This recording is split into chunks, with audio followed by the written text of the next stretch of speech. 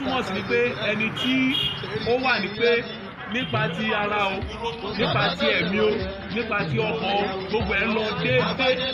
Òun la lè sọ pé ó wà ní ìlera.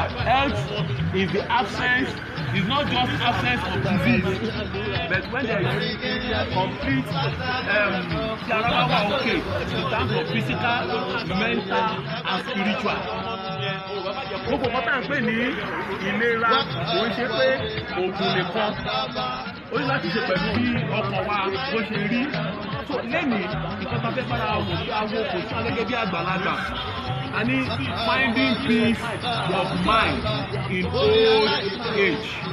Finding peace of mind in old age. Àti ọba ní àlàáfíà kọ̀ọ̀kalẹ̀. Wọ́n ní àlàáfíà ní ọkàn. Wọ́n ní ìwà láàyè lọ́yẹ̀ pé Yorùbá ènìyàn. Peace of mind, ìwà láàyè. Àwọn àgbàlagbà ní ó wà láyé. Ó wà láàyè. Ìyẹn bí kò wà láyé nìkan. Ó wà láàyè. Kò tí ì rí bóyá bóyá iṣẹ́ wọn tí ẹsẹ̀ wọn ò tí ì dúró lẹ̀. Àwọn àìgbọ́dọ́gbọ́ ẹ̀sán kan bá lọ dé. Because our health is aligned to our emotions.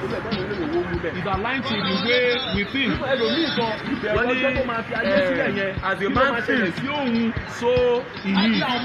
Léèyàn ṣe ń ronú bó ṣe wà lọ́kàn ẹ̀ bẹ́ẹ̀ lẹ́ni ẹ̀ náà ṣe bó ṣe rí. So today that's what we are going to talk about.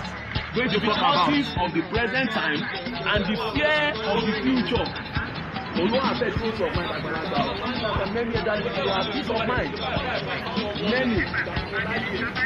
I wish I would have trained my children. Ẹlòmíràn sí ìwò pé tó bá dẹ̀ mọ̀ ní ọmọ mi yẹn, òun bá jẹ́ kó fẹ́ èyí tó fẹ́ yẹn, òun ló jẹ́ ìdílé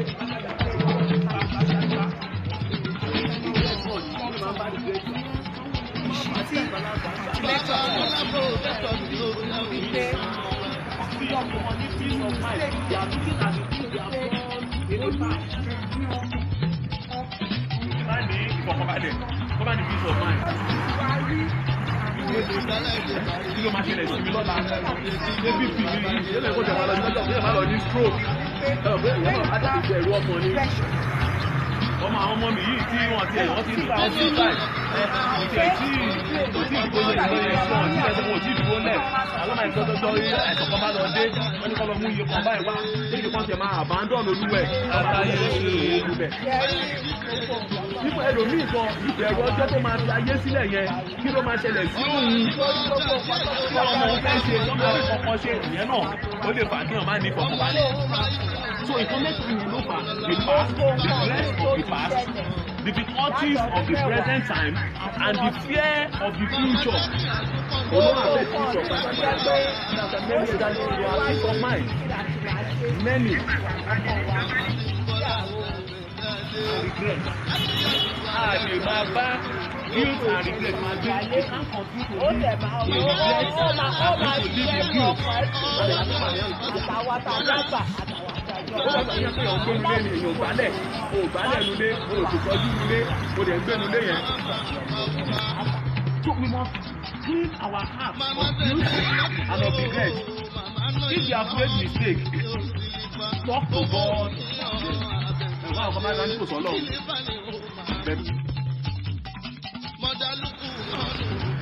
because ó dàbí báńkì ni nígbà tó pé àpò owó tí wọ́n gbé dání tó bá gbé àpò owó dání you are carrying 10,000 naira. O ní 2,000 deficit lánàá lẹ́sìn tó ṣòwò 2,000 kan o jẹ́ síbì kan kò tí ì san gbèsè kan ṣe jí láàárọ̀ owó kan yọ 2,000 o fi san gbèsè tàná owó yẹn fún èlò 10,000 o tún wá wọ̀ láti.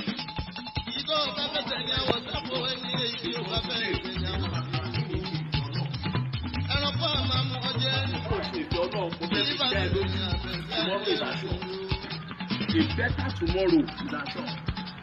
Bẹ̀ẹ́ tó bá ṣe ètò Ọlọ́run, má ní dọ́kítọ̀ ní méjì gbogbo ẹ̀ lọ́nà lọ́wọ́ o. Àwọn tó ṣe ètò Ọlọ́run nìkan ni tomorrow, better tomorrow is assured. Ó ní kí wọ́n love God and are called according to his purpose. Ṣé a pè é fún purpose yọ?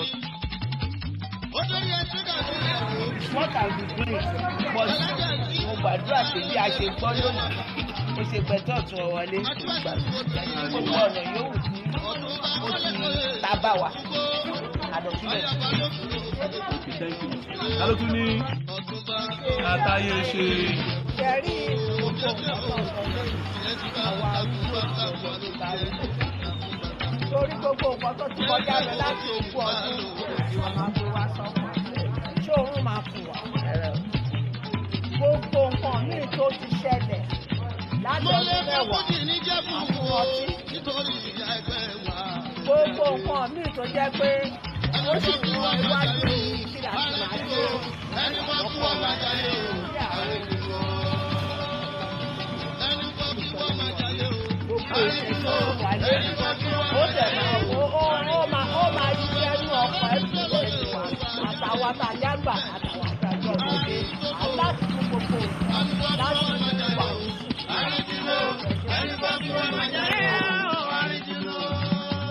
Listing mo fi gbogbo ọ̀rọ̀ ìwé pátápátá mo fi dúpọ́ lọ gbogbo àtàjọ etí ìgbọ́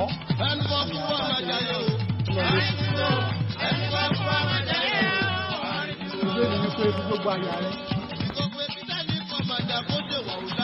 ẹ ti sọ pé ẹ ní ètò láti lọ sí ẹ ní kí àjọṣe ara rẹ tí wọ́n túmọ̀ sí pé àwọn ò ṣe kankan láti ṣe àyẹ̀wò ayé orí pé tó bá ṣe bẹ́ẹ̀ ẹ̀ ní lọ sí ilé ìwé tó bá ṣe.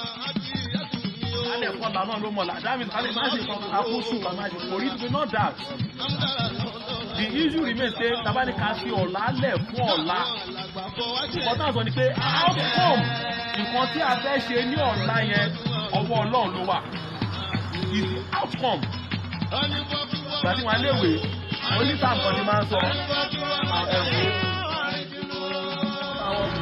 wọn náà sọ sí wàhálà àtàgbẹ̀ àwọn olóṣèlú putting your best where you can. Leave the outcome to God. Wọ́n náà sọ sí wàhálà àtàgbẹ̀ àwọn olóṣèlú just putting your best where you can. Leave the outcome to God.